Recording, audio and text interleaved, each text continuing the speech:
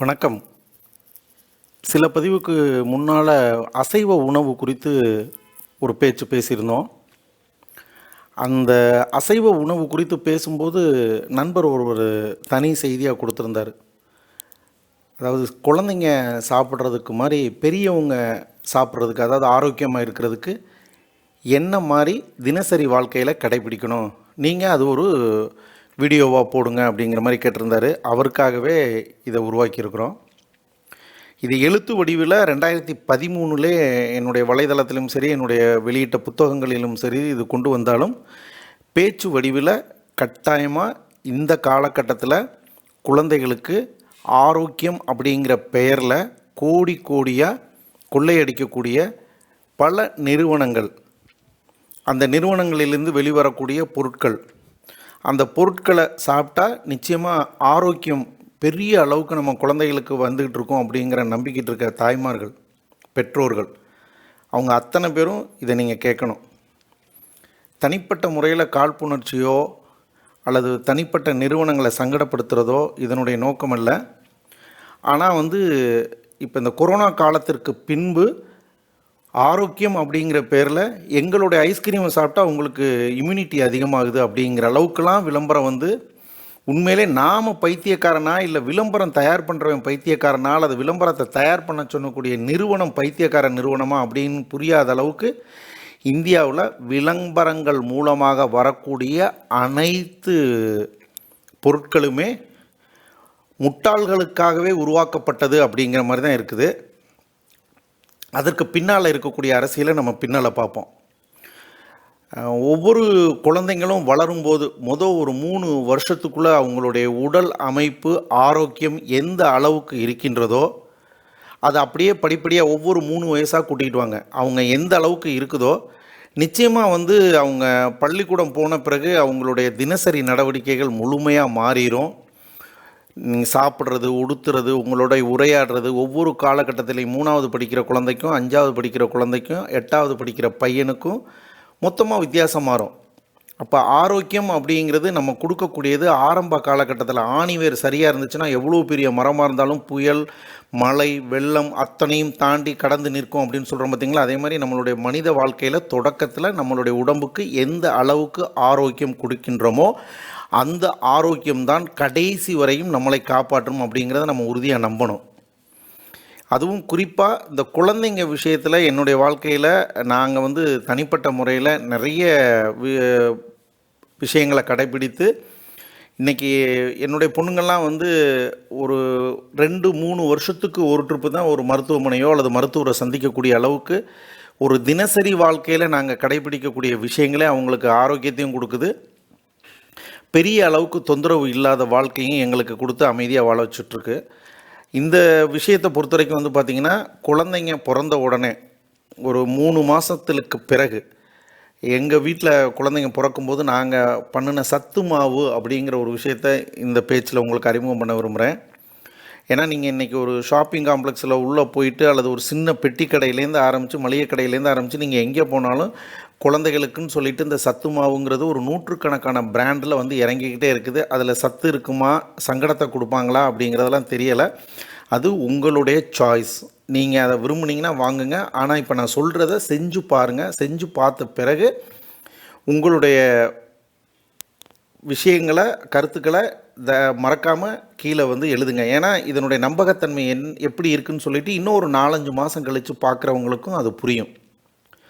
இப்போ நான் சொல்கிற பொருட்களை நீங்கள் நல்லா குறிச்சிக்கோங்க.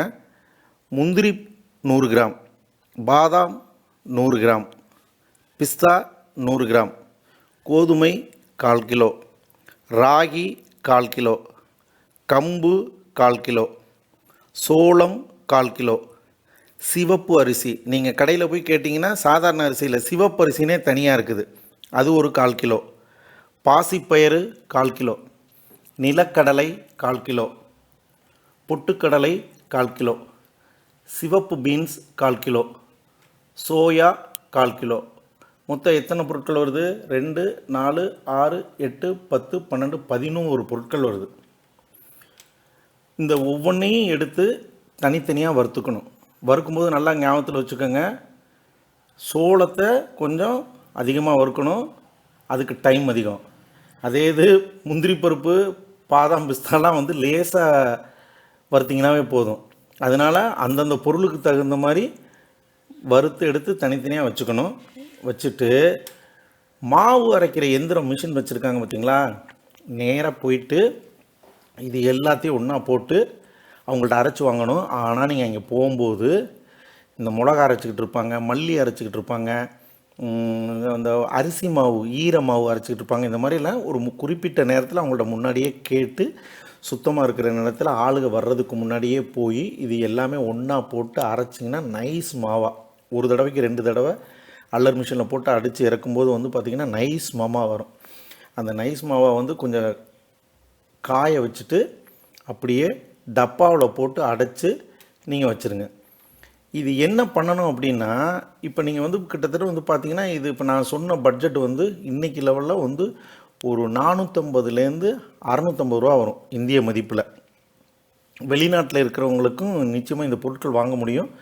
பட் மிக்சியில் போட்டு அரைப்பாங்களா அப்படிங்கிறது எனக்கு தெரியல. பட் ஆனால் மிக்சியில் போட்டு அரைச்சி நாங்கள் முயற்சி பண்ணி பார்த்தோம், அது ஒர்க் அவுட் ஆகலை. அது அப்படியே திரியாக ஆயிடுது. சரியான அல்லர் மிஷினில் போட்டு அரைச்சா மட்டும்தான் வருது. அது வேறு ஏதாவது வழி இருக்குதான்னு சொல்லிட்டு நீங்கள் தனிப்பட்ட முறையில் ஆர்என்டி பண்ணிக்கங்க. இந்த மாவை நல்லா உலர வச்சு பாட்டிலில் வச்சுருங்க. இப்போ நார்மலாக காலையில் எந்திரிச்சோன்னே டீ சாப்பிட்டா தான் என்னால் வாழ முடியும் அப்படிங்கிறவங்க, காஃபி சாப்பிட்டா தான் எனக்கு வந்து மைண்ட் செட்டே சரியாகும் அப்படின்னு சொல்கிறவங்க, அதுக்கப்புறம் வந்து வயசாகுது எனக்கு வந்து கிர்ன்னு சுற்றுது அப்படிங்கிறவங்க, இதெல்லாம் ஒரு தனி கேட்டகரி. ஒரு 30 வயசுக்குலேருந்து 60 வயசு வரைக்கும் இருக்கிறவங்களுக்கு அது ஒரு தனி கேட்டகரி.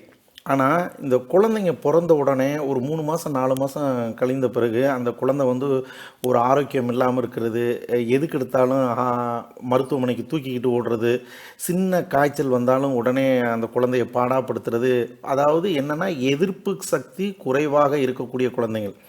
எங்கள் வீட்டில் வந்து எடை கம்மியாக பிறந்த குழந்தைக்கு வந்து மருத்துவருடைய ஆலோசனைப்படி இதே மாதிரி ஒரு இப்போ நாங்கள் சொன்ன சத்து மாவை வந்து ரெடி பண்ணி கிட்டத்தட்ட 1 மாதத்துலேயே 1 கிலோ 1.25 கிலோலாம் வெயிட்டு போடுற அளவுக்குலாம் வச்சு பசிக்கிற நேரம் பூரா இது வந்து நல்ல பசியையும் உருவாக்கும்.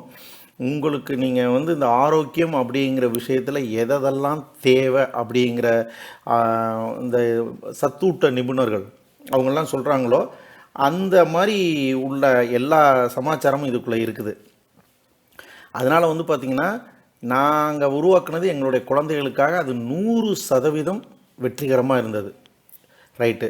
இந்த 30 வயசுலேருந்து 60 வயசுக்குள்ளே இருக்கிறாங்க பார்த்திங்களா, இந்த காலை நேரத்தில் சாப்பாடை தவிர்த்துட்டு போயிடுறாங்க, அல்லது வந்து வேகமாக போகும்போது சாப்பிட மறந்துடுறாங்க, அல்லது சரியாக சாப்பிட மாட்டுறாங்க, அல்லது சாப்பிட்டா செரிமானமாக மாட்டேதுன்னு இந்த மாதிரி எல்லா பிரச்சனையும் சொல்கிறவங்க காலையில் ஒரு டம்ளர் ஃபுல்லாக, சாயங்காலம் ஒரு டம்ளர் ஃபுல்லாக. ஏன்னா இது வந்து நீங்கள் ஒரு 2 வாரம் அதிகபட்சம் 3 வாரம் வெந்நீரில் ஒரு 2 கரண்டி எடுத்து அந்த மாவை போட்டு நல்லா கலக்கணும்.